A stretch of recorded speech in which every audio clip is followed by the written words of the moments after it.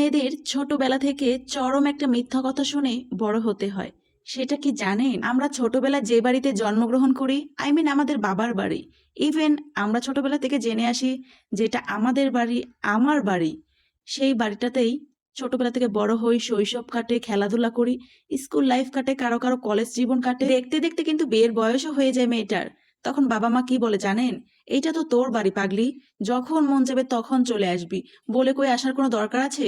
এই বাড়ির দরজা সারা জীবনের মতো খোলা তোর জন্য, কারণ এটা তোর বাড়ি। তখন ওই মেয়েটার বিয়ে যখন হয়ে যায়, যখন হাজবেন্ডের বাড়িতে যায়, ধরেন হাজবেন্ডের সাথে একটু ঝগড়া বা মনোমালিন্য হলো, লাগেজ নিয়ে একা আসে মেয়েটা, তখন বাবা মা হুড় হুড় করে দৌড়ে যেয়ে কি বলে জানেন? কি হয়েছে মা, জামাই আসলো না? ঝগড়া লেগেছে? কি হয়েছে, কি এমন করেছিস যে তোর একা আসতে হলো? মানে নানান ধরনের কৌতূহল তাদের জানার জন্য। কিন্তু এই সেম মানুষগুলোই কিন্তু বিয়ের আগে বলেছিল এটা তো তোর বাড়ি, তোর কি বলে কই আসতে হবে না? তখন বাবা মা কি বলে জানেন? আসছিস যেহেতু থেকে যা 2টা দিন, আবার অন্যদিন জামাইকে নিয়ে আসবি, একা আসবি না কিন্তু। কারণ মেয়েদের বিয়ের পর একা আসতে হয় না, মেয়েরা হচ্ছে বাবার বাড়িতে অতিথি। আর ওই যে যখন বিয়ে দেয়, বিয়ের পর তো স্বামী স্ত্রী হচ্ছে অভিভাবক, তার গার্জিয়ান, তার সবকিছু। বিয়ের পর বাসর রাতে কি বলে মনে আছে আপুরা? ভালো করে মনে করে দেখেন তো। আমার মনে হয় প্রত্যেকটা আপুরই এই কথার দিনটা মনে আছে। বাসর রাতে কিন্তু জামাই কানের কাছে ফিসফিস করে বলে ওঠে, এই বাড়িটা কিন্তু তোমার, তোমার নিজের। তুমি এই বাড়ির সবাইকে ভালোবাসবে, দেখভাল করবে, আর তোমার বাড়ির কথা তোমাকে আর কি বলে দিব। তুমি কিন্তু সব নিজের হাতে গুছিয়ে রাখবে। কিন্তু হাজবেন্ডের সাথে যদি একটা দিন একটু উচ্চ সুরে কথা বলা যায় না, তাহলে বাড়ির সবাই একদম ঝড় তুলে ফেলে। তখন ওই হাজবেন্ড নামক শব্দটা কি বলে ওঠে জানেন? এটা বাবার বাড়ি পেয়ে বসো না কিন্তু, এটা তোমার বাবার বাড়ি নয়, আওয়াজ নিচে। এই বাড়িতে থাকতে হলে উঁচু গলায় কথা বলা চলবে না। তখন একটা কথা কি মনে পড়ে যায় আপুরা?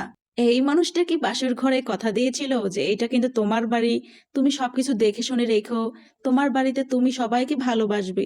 কিন্তু ওই যে কথায় আছে না, যাতে মাতাল হলেও তালে কিন্তু ঠিক আছে। একটা দিন, শুধু বছরে একটা দিন যদি একটু উচ্চস্বরে কথা বলা যায় না, তখন সে হাড়ে হাড়ে বুঝিয়ে দেয় এইটা তোমার বাবার বাড়ি নয় যে তুমি তো যখন তখন উচ্চস্বরে কথা বলবে। এই বাড়িতে কথা বলতে হলে আওয়াজ নিচে কথা বলবে, না হলে দরজা খোলা আছে। কিন্তু এই মানুষটাই ঠিক একদিন বলেছিল এইটা তো তোমার পরিবার, তোমার পরিবারের মানুষজনকে তুমি ভালোবাসবে, আদর যত্ন খেয়াল দিয়ে রাখবে, এবং তোমার বাড়ি। কত কথা!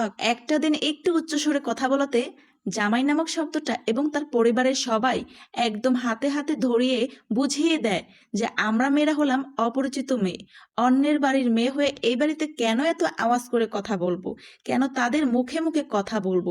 কিন্তু কাজের বেলায় আমাদের কাজ করতে হবে। সারাদিন কাজ শেষে একটা মেয়ে যখন তার হাজবেন্ডের কাছে একটু সুখ দুঃখের কথা আলাপ করতে যায়, তখন সে কি বলে জানেন আপুরা? বিশেষ করে কিছু কিছু আপুরা তো জানে বটে। যাই হোক, আমি আমার অভিজ্ঞতা থেকে বলি। তখন ওই যে হাজবেন্ড নামক শব্দটা কি বলে ওঠে জানেন? বলে এটা তো তোমার পরিবার, তোমার বাড়ির মানুষজনকে তোমারই তো দায়িত্ব, খেয়াল যত্ন ভালোবাসা দিয়ে খেয়াল রাখতে হবে, এখানে তো কাজ করতেই হবে না। এই কথাটা বলে কি সুন্দর করে সান্ত্বনা দিয়ে যায়। সেই সান্ত্বনাতে আমরা মেয়েরা কি সুন্দর পানির মতো গলে যাই। কিন্তু একটা দিন আওয়াজ করে কথা বললে একদম হাড়ে হাড়ে খাতা কলমে বুঝিয়ে দেয় যে আমরা হলাম পরের বাড়ির মেয়ে, আমাদের বাড়ি বলতে কিচ্ছু হয় না। ঠিক ওই সময়টা যদি জামাইয়ের সাথে একটু মনমালিন্য করে যাওয়া যায় বাবার বাড়ি, তখন বাবা মা কি বলে ওঠে জানেন? মেয়েরা হচ্ছে বাবা মার বাড়িতে শুধুমাত্র অতিথি, জামাই ছাড়া তোমার জন্য এই বাড়ির দরজা বন্ধ। জামাই নিয়ে আসলে 2 দিন থাকবে, হলে কখনো এসো না, মানিয়ে নিতে শেখো। মেয়েদের এত জেদ ভালো না, মানিয়ে নিতে হয়। মেয়েদের বাড়ি বলতে কিচ্ছু হয় না, বিয়ের পর স্বামীর বাড়ি হচ্ছে মেয়েদের বাড়ি। বিয়ের আগে যেই বাবার বাড়িতে মেয়েদের কাপড় চোপড় ছড়ায় ছিটিয়ে থাকতো, ঠিক সেই বাবার বাড়িতে মেয়েরা এখন অতিথি হয়ে যায়। গুনে গুনে কয়েকটা দিন থাকা হয়, তারপরে সেই বিখ্যাত জায়গাটায় আবার ফিরে আসতে হয়। কি আপুরা, বিখ্যাত জায়গা মানে বুঝতে পেরেছেন তো? শ্বশুর বাড়ি। কিন্তু বাবা মা এবং হাজবেন্ড নামক মানুষগুলো কিন্তু তারা কিন্তু এক সময় ঠিক বুঝিয়েছিল যে তোমার বাড়ি, এটা তোমার ঘর, তোমার কি বলে কই আসতে হবে, তোমার পরিবারের দায়িত্ব নিবে। কিন্তু তারা কিন্তু একটা সময় গেলে ঠিক বুঝিয়ে দেয় এটা তোমার বাড়ি না, মেয়েদের কোনো বাড়ি হয় না। সর্বশেষ একটা মেয়ে, তারপর একটা বউ, তারপর একজন মা 10 মাস 10 দিন গর্ভে একটা সন্তান রেখে দুনিয়ার আলো দেখিয়ে একটু একটু করে তিল তিল করে সন্তানকে বড় করে তোলে। ছোটবেলায় সন্তানটা বলে এটা আমার মা, এটা আমার মা, কি সুন্দর করে বলে।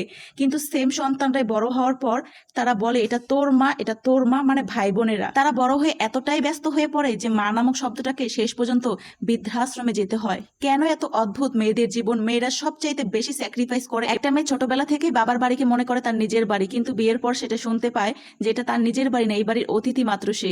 বিয়ের পর একটা স্ত্রী মানে একটা মেয়ে তার স্বামীর বাড়িকেই মনে করে তার নিজের বাড়ি, কিন্তু স্বামী নামক এবং তার পরিবারের সবাই মাঝে মধ্যেই মেয়েটাকে মনে করিয়ে দেয় সে শুধুমাত্র একটা সম্পর্কর খাতিরে এখানে আছে, এটা তার বাড়ি নয়। সর্বশেষ একটা সন্তানের কাছে তার মায়ের অনেক বড় আশা থাকে যে আমার সন্তানের বাড়ি হবে আমার শেষ ঠিকানা, কিন্তু সেইখানেও তো আর ঠাঁই জোটে না। মেয়েরা স্যাক্রিফাইস করতে করতে এবং মানিয়ে নিতে নিতে জীবনের শেষটুকু পার হয়ে যায়। তাই প্রত্যেকটা মেয়ের উচিত তার নিজের পায়ে দাঁড়ানো, নিজের ইনকামে একটা বাড়ি করা, জানি কেউ তাকে বলতে না পারে এটা তোমার বাড়ি না, এই বাড়িতে তুমি জোরে আওয়াজ করে কথা বলবে না। শেষ বয়সে তাকে বৃদ্ধাশ্রম নামে জায়গাটায় যেতে হবে না, তাকে কেউ বলতে পারবে না এই বাড়িটা তোমার না, তুমি অতিথি মাত্র। সম্পর্কের খাতিরে এই বাড়ির মানুষ, তুমি আমার কাছে শেষ বয়সে বোঝা। মানে বাবা স্বামী সন্তান এরা কেউ জানে বলতে না পারে। তাই প্রত্যেকটা মেয়ের উচিত নিজের একটা বাড়ি করে তোলা। জানি না ভিডিওটি কার কাছে কেমন লাগছে, তারপর যদি ভালো লেগে থাকে লাইক কমেন্ট শেয়ার করে পাশে থাকবেন। Bye bye.